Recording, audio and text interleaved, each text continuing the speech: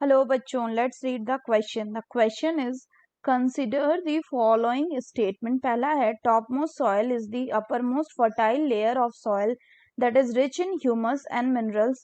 दूसरा, soil profile shows 4 distinct layers called horizon. तीसरा में है, sun, water, wind and living organism are main factors that influence the formation of soil from the rock. बोल रहा है which of this statement is और are correct. ए में है 1 only, B में है 2 and 3, सी में है 3 and 1 एंड डी में है नन ऑफ दिस. तो ये देखते हैं हम इसका की कंसेप्ट. तो अगर हम बात करें इसके की कंसेप्ट की बच्चों, तो इसका की कंसेप्ट हो जाएगा सॉयल लेयर्स. Soil layer. तो अगर हम सॉयल के लेयर्स की बात करें, तो during the formation of the soil is arranged into various layer. उसमें भी अगर हम सॉयल का टॉप मोस्ट लेयर की बात करें, तो इसका जो बच्चों टॉप मोस्ट लेयर होता है, ये बना हुआ होता है किसका? It is composed of organic minerals and rock particles. Mainly अगर हम बात करें तो हमारा ये जो सॉयल होता है, ये अरेंज रहता है किससे? ये अरेंज्ड रहता है इनटू सर्टन लेयर्स, या इसी को हम क्या कहते हैं? Horizons during the process of formation. और इसी को क्या कहते हैं? दिस लेयर और horizons are known as the soil profile. इसको कहा जाता है सॉयल प्रोफाइल. अब अगर हम इन लेयर्स की बात करें, तो हमारा जो सॉयल होता है, ये कुछ सर्टेन लेयर्स में डिवाइडेड होते हैं. और ये लेयर्स होते हैं आपके ओ, ए, ई, सी, बी एंड आर. इसमें अगर हम बात करें, तो जो सबसे अपर लेयर होता है किसी भी टॉप सॉयल का, उसको हम ओ होराइजन बोलते हैं. तो इसमें ये हो जाएगा आपका O horizon. And this O horizon is mainly composed of organic material such as dried leave, grasses etcetera. Generally ये जो होराइजन होता है, ओ होराइजन, ये कैसा होता है? ये आपका ब्लैक ब्राउन और डार्क ब्राउन इन कलर होता है because of the presence of the organic content. Next आता है आपका ए होराइजन. ये जो लेयर होता है, it is rich in humus. यानी ह्यूमस क्या है? ह्यूमस आपका ऑर्गेनिक एंड डिकम्पोज मटेरियल है.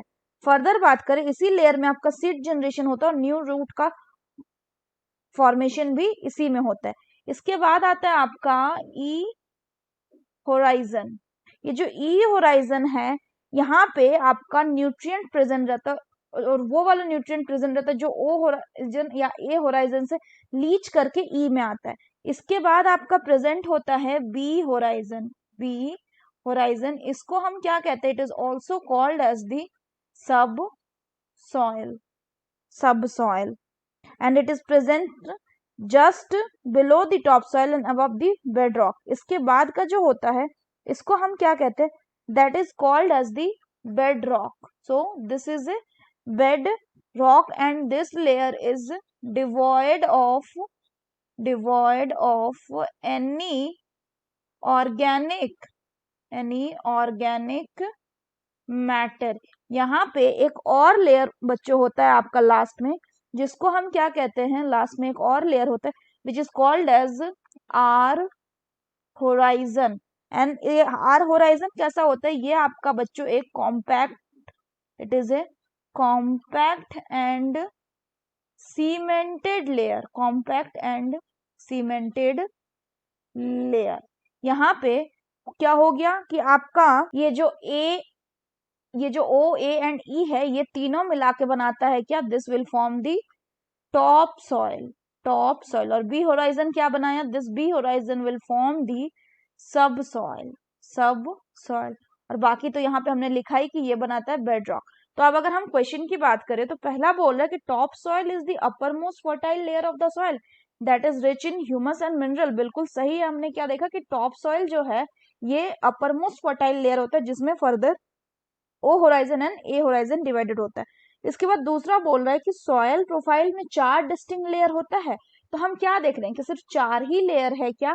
नहीं, हम देख रहे O horizon, A horizon, E horizon, B horizon, bedrock and R horizon, बहुत सारे लेयर में जो आपका सॉइल है वो डिवाइडेड है, तो सिर्फ 4 में नहीं, तो ये स्टेटमेंट कैसा हो गया, गलत।